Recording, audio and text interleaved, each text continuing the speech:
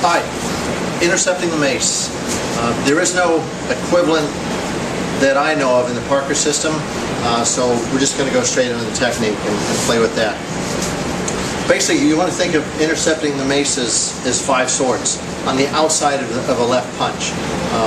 We'll play with the timing patterns in a moment, just to kind of show you some of the ideas that we can add into this one technique.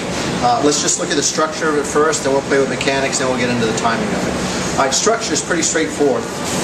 You can start from a ready stance or a natural stance, or you can start right off from a right lead. I have a tendency to work from the right lead, just because I like to think of it as a technique for a straight left hand. So go ahead and switch real quick, John. Right. The idea of this is they're coming in with a straight left hand straight to the nose. It's a boxer straight. Right? So as it pops in, coming straight for the nose, all I'm going to do is I'm going to step up the circle slightly, and if you'll notice, just that little step, if he's aiming for my face or jaw or anywhere in that area, just that little step's going to get me right offline. Right? But we're not going to rely on that little step. We're going to rely on an interception here. So as that thing comes in, I'm going to just, if my hand just kind of pops up as I go off, there's that beginning of the interception, which allows me to start winging out my own vertical punch.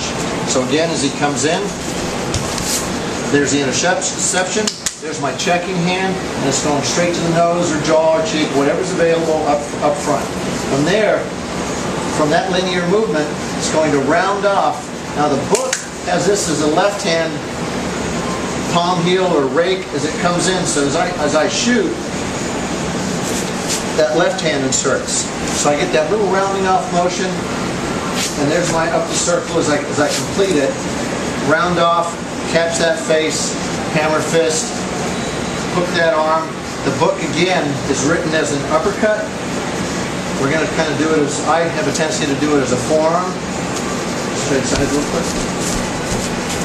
I have a tendency to do it as a forearm just because I like the roll. I'm taking this thumb, and if I hit here, I get this much, but just by taking my hand and rotating it, I get a little more presentation of the shoulder down to the elbow. And that in turn sets up this rotation, this distal rotation, catching that spleen. All right? So here's my angle.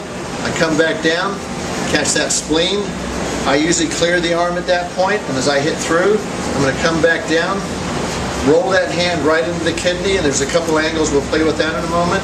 And then from there, contour down the top of the leg, catching the top of the calf, boom, and then covering out, and there's the whole technique. Let's back it just a little bit. All right, so again, just a little bit smoother. It comes in, I'm up the circle, 1, 2, rotate, hammer down, roll that hand in, catching that kidney, top of the calf, work our way out.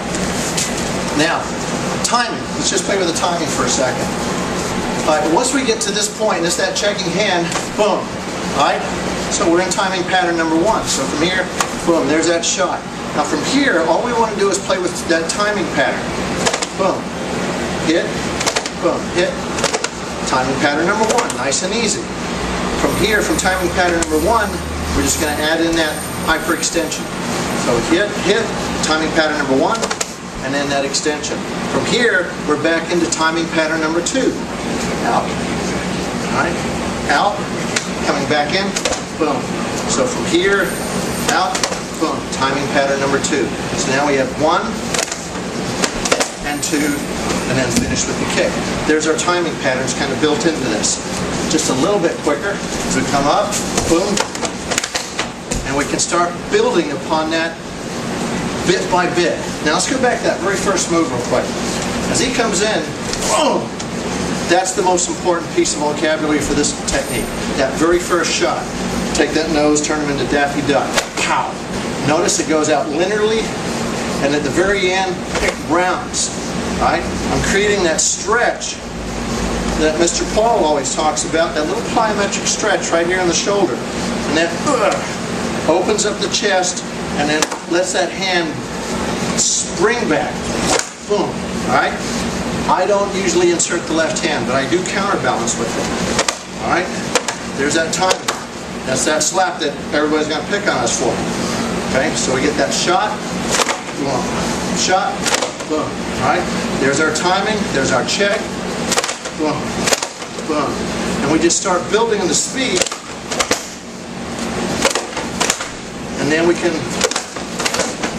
now we can start really playing with it and having a little bit of fun. All right, so timing pattern number 1, insert, timing pattern number 2, and then finish with the kick. The technique is done. Not a whole lot to it more than that. Okay? Hope you enjoyed it.